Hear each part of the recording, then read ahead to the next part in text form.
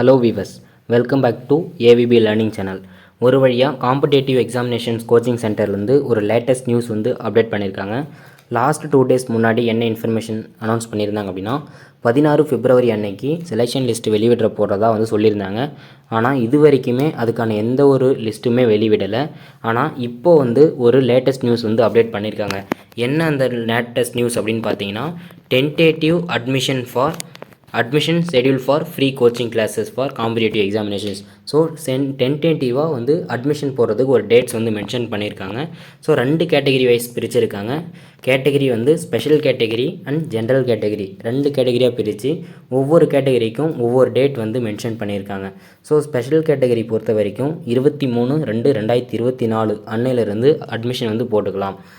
General கேட்டகரியில் இருக்கிறவங்க 26/2/2024 admission போட்டுக்கலாம் அப்படின்னு சொல்லியிருக்காங்க. அண்ட் ரிமார்க்கில் என்ன சொல்லியிருக்காங்க அப்படின்னா, admit card for special category can be downloaded from the link provided in the website அப்படின்னு கொடுத்துருக்காங்க.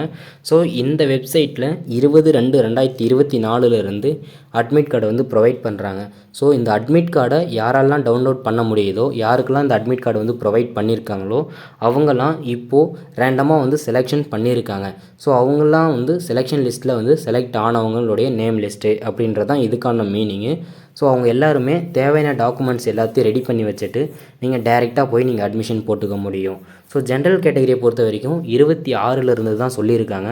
ஸோ அதுக்கான அட்மிட் கார்டு வந்து 20க்கு மேலே நமக்கு வரதுக்கு சான்ஸ் இருக்குது.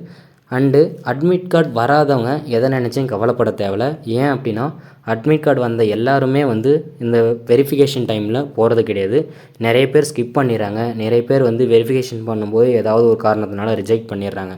ஸோ இப்படி நிறைய விஷயம் வந்து நமக்கு வந்து பெனிஃபிட்டாக இருக்கும். ஸோ அதனால் நீங்கள் வந்து எதை நினச்சும் கவலைப்பட வேணாம்.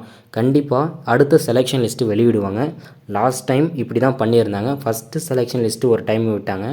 அது வெரிஃபிகேஷன் முடிஞ்சதுக்கப்புறம் திரும்பவும் வந்து அடுத்ததுக்கான செலெக்ஷன் லிஸ்ட்டு வெளிவிட்டிருந்தாங்க. ஸோ இந்த மாதிரி நீங்கள் வெயிட் பண்ணலாம், தாராளமாக வெயிட் பண்ணலாம், நம்பலாம். ஏன் அப்படின்னா ஒவ்வொரு வருஷமும் இந்த மாதிரி தான் நடக்குது. நீங்கள் அதனால் எதை நினச்சும் ஃபீல் பண்ண தேவையில்ல.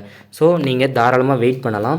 நமக்கு எந்த இன்ஃபர்மேஷன் வந்தாலும் நம்ம சேனல்லே நம்ம எவ்வளோ சீக்கிரம் முடியுமோ அவ்வளோ சீக்கிரம் வந்து நான் வந்து கொடுத்துட்றேன். ஸோ நீங்கள் நம்ம சேனலை ஃபாலோ பண்ணிவிட்டு நீங்கள் வந்து தொடர்ந்து ஸ்டே டியூன்டே இருங்க. உங்களுக்கு எல்லா இன்ஃபர்மேஷனும் வந்து நான் அப்டேட் பண்ணிக்கிட்டே இருப்பேன். ஸோ தேங்க்யூ ஃபார் வாட்சிங்.